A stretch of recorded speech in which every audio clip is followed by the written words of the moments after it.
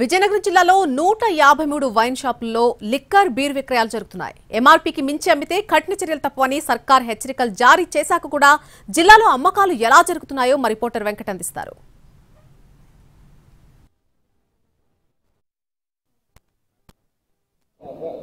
రాష్ట్ర ప్రభుత్వం మద్యం అమ్మకాలపై దృష్టి సారించింది.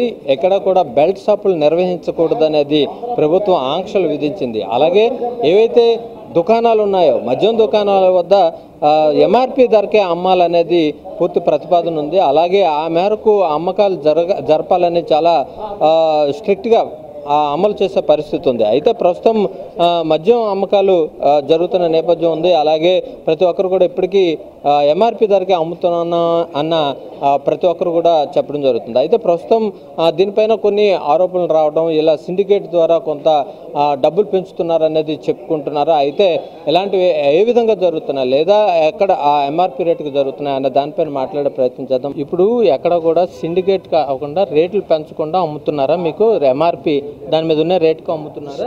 సిండికేట్ అయితే మట్టుగా మరి ఎక్కడెక్కడ జరుగుతుందో మనకు తెలియదు, కానీ షాపులు అంటే మట్టుగా అదే రేట్లు అమ్ముతుంటారు. ప్రభుత్వం మారినా సరే వైన్స్లో రేట్లు మారలేదు, మార్చలేదు. ఇప్పుడు పాత మందు ఇవన్నీ ఓకే, బట్ ఇప్పుడు ప్రభుత్వం చెప్తుంది ఎవరైనా ఎక్కువ ధరకు అమ్మితే 5 లక్షల వరకు కూడా ఫైన్ వేస్తాం అంటున్నారు. అలాంటిది ఎక్కడైనా అమ్మకాలు జరుగుతున్నాయా? మీకు ఎక్కడైనా 5 రూపాయలు రేట్ పెంచో 10 రూపాయలు రేట్ పెంచో అట్లాంటి ప్రభుత్వం వచ్చిన తర్వాత అయితే ఎక్కువ రేట్లు అయితే మాత్రం అవ్వట్లేదు సార్, న్యాయంగా అవుతుంది. కానీ పాత మందు అంతే, అప్పుడు జిఆర్ ఓసి తెత్తనన్నారు కదా, అదైతే మాత్రం లేదు.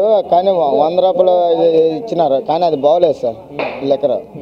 అదే సార్, అంటే ఎంఆర్పీగా అమ్ముతున్నారా? ఎంఆర్పీ షాపులోనే అయితే మాత్రం ఇప్పుడు వచ్చి తాళలేదు సార్, తప్పు. ఏ షాపులో అయినా కరెక్ట్గా అమ్ముతుంటారు సార్. ఈ ప్రభుత్వం వచ్చిన తర్వాత పర్లేదు సార్.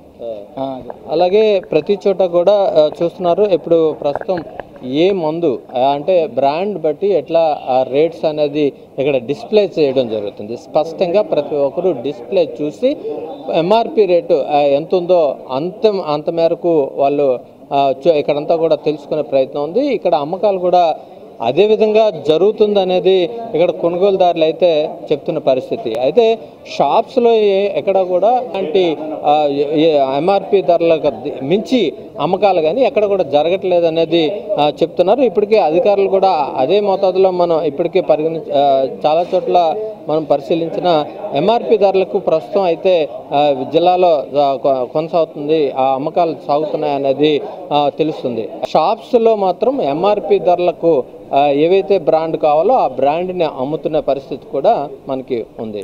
వీడియో జర్నలిస్ట్ అనిల్తో వెంకట్, ఎన్టీవీ, విజయనగరం.